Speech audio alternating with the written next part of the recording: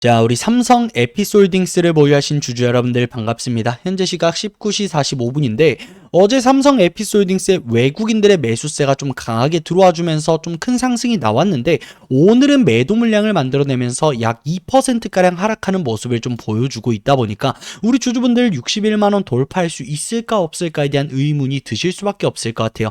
본론에 들어가기 앞서 미리 말씀을 드리자면 61만 원 당연히 돌파할 수밖에 없습니다. 하지만 이러한 과정 속에서 우리가 남들보다 어떻게 하면 더욱더 수익을 극한까지 끌어올릴 수 있으며 어떻게 해야 손실은 최소화할 수 있는지 제가 자세하게 알려드릴 거니까 오늘 영상 좀만 집중해 주세요 여러분들. 어차피 제가 영상에서 전부 다 여러분들께 풀어드릴 거예요. 예를 들어서 오늘은 매수하세요, 오늘은 관망하세요, 오늘은 매도하세요, 이런 식으로 전부 다 풀어드리고 있으니까 구독과 좋아요 눌러주시고 이러한 영상들 빠르게 시청하셔서 여러분들 수익 극대화에 있어 도움 받아가셨으면 좋겠습니다. 영상 시작하기 전에 구독과 좋아요 한 번씩만 부탁드리도록 하겠습니다. 어제죠 여러분들, 이 삼성 에피솔딩스의 신약 기대감에 외국인들의 매수세가 좀 강하게 들어왔었고 반등이 나왔었는데 오늘은 외국인들의 매도 물량이 그만큼 또 나왔습니다. 그렇다 보니까 얘네가 단기적으로 먹고 빠지는 거 아니냐, 여기서 추세 하방 압력 들어오는 거 아니냐 걱정하시는 분들 계신데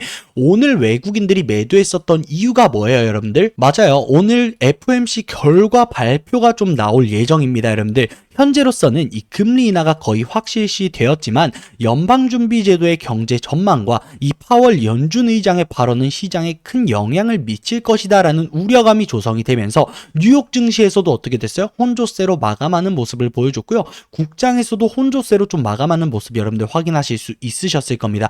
투자자들이 신중하게 매매하자, 즉 FOMC는 보고 우리가 들어가도 늦지 않는다 라는 모습을 좀 보여줬다라고 생각을 하시면 될 것 같고, 뭐 삼성 에피솔딩스의 악재가 나와서 오늘 그만큼의 매도 물량을 만들어냈다? 그건 절대 아니라는 거예요. 아직까지도 삼성 에피솔딩스의 목표 주가 61만원 위까지 올라가야 된다라는 의견이 계속해서 나와주고 있고, 이에 따른 근거로서 여러분들 매출액이 계속해서 우상향이 되고 있다. 이번에는 작년 대비 무려 35.1%가 상승할 것이다 라는 본질적인 재료를 바탕으로 이 국내 메이저 증권사 그리고 외국계 IB들도 이 삼성 에피솔딩스의 매수 의견을 유지하고 있는 상황입니다. 그렇다 보니까 우리가 수급 동향을 좀 간단하게 살펴봤었을 때 오늘 외국인들이 매도 물량을 만들어내면서 주가가 빠졌고요. 이 기관들도 저점에서 매집을 하긴 했지만 결과론적으로 매도 물량을 만들어내면서 음봉 캔들이 좀 만들어졌는데 우리 주주분들 눈치채셨나요? 맞아요. 기관의 수급 동향에 따라서 삼성 에피솔딩스 그날은 양봉인지 그날은 음봉인지 우리가 파악할 수 있다라는 거예요.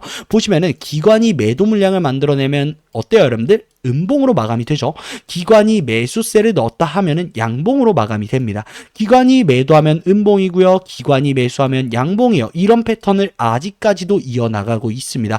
그렇기 때문에 우리가 차트로 돌아와서 확인해 보시면은 어떤 추세가 좀 만들어졌나요 여러분들?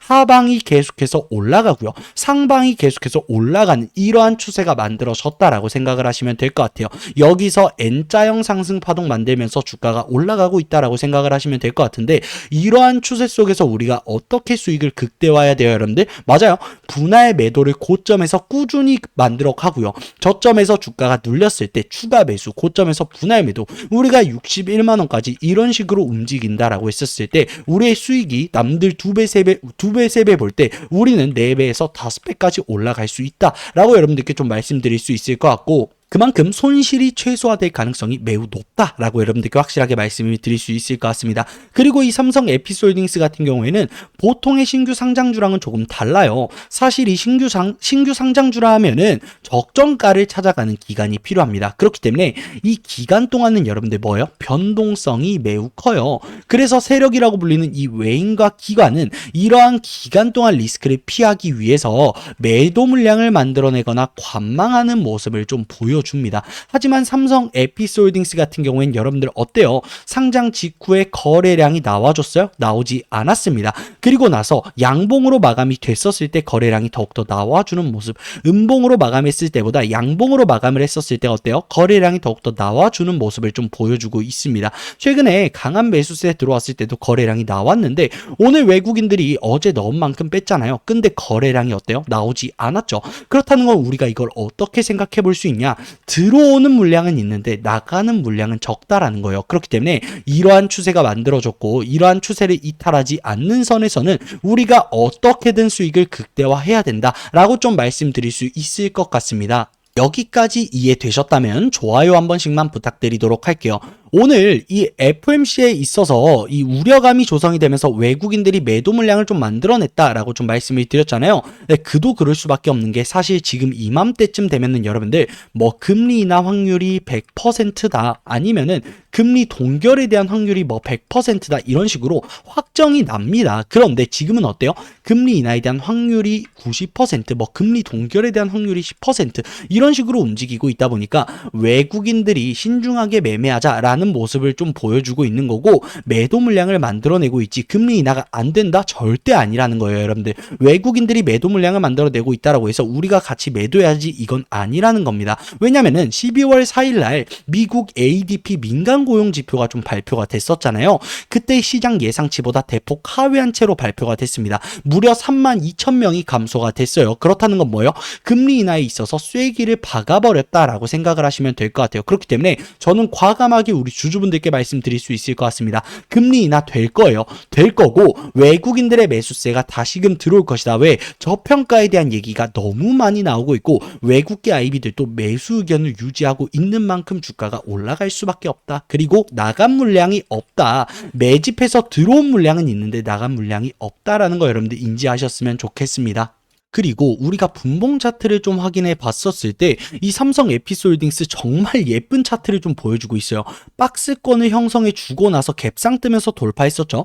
그리고 상단에서 박스권 매물 소화하다가 차익 실현 매도 물량 나오면서 주가 빠졌습니다. 그리고 나서 어떻게 됐어요? 다시금 이 장대 양봉 기준으로 매물 소화 이후 돌파. 그리고 나서 고점에서 박스권 형성하면서 또 매물 소화를 하고 있다 보니까 이 구간에서 차익 실현 매도 물량 나온 이후에 슈팅이 한 번 더 나올 가능성이 매우 높고 이러한 구간 속에서 어떠한 추세가 만들어졌다? 하방이 올라가고 있는 추세가 만들어졌다. 이 추세를 절대 이탈하지 않고 움직이고 있다는 거 여러분들 잊지 않으셨으면 좋겠습니다. 그래서 우리가 언제부터 어디에서 이렇게 분할 매도를 좀 이어가야 되나 궁금해하시는 분들이 계실 거예요. 여기서 박스권 상단을 돌파하고 올라간다라고 했었을 때 우리가 59만원 부근에서 한번 분할 매도 이어가야 되고요. 눌렸을 때 다시금 이 박스권 구간에 들어오는지 아니면 박스권 구간 하단까지 주가가 밀리는지 확인하고 나서 박스권 구간 하단 구간에서 우리가 매수할 겁니다. 그 전까지는 관망할 거예요. 그리고 나서 반등이 나온다라고 했었을 때 61만원 구간에서 어느 정도 좀 충분한 양의 매물을 정리할 필요가 있어요. 왜냐면은 이전에 모든 물량이 뭐예요? 수익권이라는 거예요. 그렇기 때문에 언제든지 차익 실현 매도 물량이 나와도 이상하지 않다. 차익 실현 매도 물량 나오면서 주가가 크게 눌릴 수 있으니까 우리가 이번 기회에 있어서 수익을 극대화하자. 그리고 FOMC 발표 이후에 본격적인 상승 나올 것이다 라고 여러분들께 좀 과감하게 말씀을 드릴 수 있을 것 같습니다. 따라서 오늘 내용을 좀 정리해서 말씀드릴게요. 우선 이 삼성 에피솔딩스 같은 경우에는 세력들이 잡은 물량은 있는데 나간 흔적은 없다. 이건 뭐예요? 주가가 더 올라갈 가능성이 매우 높다라는 거 여러분들 알고 계실 거고요. 두 번째는 이렇게 하방이 같이 올라가는 추세를 좀 보여주고 있다. 여기서 하방을 이탈한다라고 했었을 땐 우리가 어떻게 해야 된다? 분할 매수 이어가야 된다. 1차 분할 매수 구간이 이 박스권 구간 하단 부근인 50만원 구간이다. 여기서 주가가 만약에 더 빠진다라고 했었을 때 45만원 구간에서 2차 분할 매수 이어가면 되고 주가가 올라간다라고 했었을 때 이 58만원 부간에서 한번 분할 매도할 거고요. 우리가 관망하다가 60만원 부간에서 2차 분할 매도 이어갈 겁니다. 61만원이 되기 전까지 우리가 매도 물량을 좀 만들어낼 거예요. 충분히 현금성 자산 확보해 놓고 추후에 차익 실현 매도 물량 나오면서 주가가 눌리는지 아니면은 그냥 쭉쭉 올라가는지에 따라서 우리가 그때는 또 어떻게 해야 돼요? 매수를 하던가 매도를 하던가 생각을 해봐야 되고 지금 구간에서는 이렇게 가는 게 굉장히 안전하다. 리스크도 없고 수익은 극대화할 수 있다라고 여러분들께 사실대로 좀 말씀드릴 수 있을 것 같습니다. 하지만 제가 좀 걱정되는 게 뭐냐면은 지금 우리 증시에 이 고객 예탁금보다 신용잔고에 대한 지수가 너무 많이 들어와 있어요. 그렇다는 건 뭐예요? 고객들이 본인의 돈으로 투자하는 투자금보다 이 신용을 써서 투자하는 투자금이 많이 유입되어 있다라고 생각을 하시면 될 것 같습니다. 그렇기 때문에 단기적인 흔들기 구간에 진입이 됐었을 때, 즉 이 금리 인하에 대한 금리 인하에 대한 기대값으로 지금 코스피 코스닥이 많이 올라갔잖아요. 그런데 금리 인하가 됐었을 때 어떠한 리스크가 또 생길 수 있어요? 맞아요. 제로 소멸이라는 리스크가 생길 수 있습니다. 그렇기 때문에 단기적인 흔들기가 만들어졌었을 때 이 투매 물량이 좀 나오게 되면서 반대 매매에 대한 매도 물량이 또 나올 수 있다라는 거예요. 삼성 에피솔딩스 같은 경우에는 신용 매매 비중을 좀 확인해 보시면은 공여율이 뭐 그렇게 높게까지는 형성이 되어 있진 않습니다.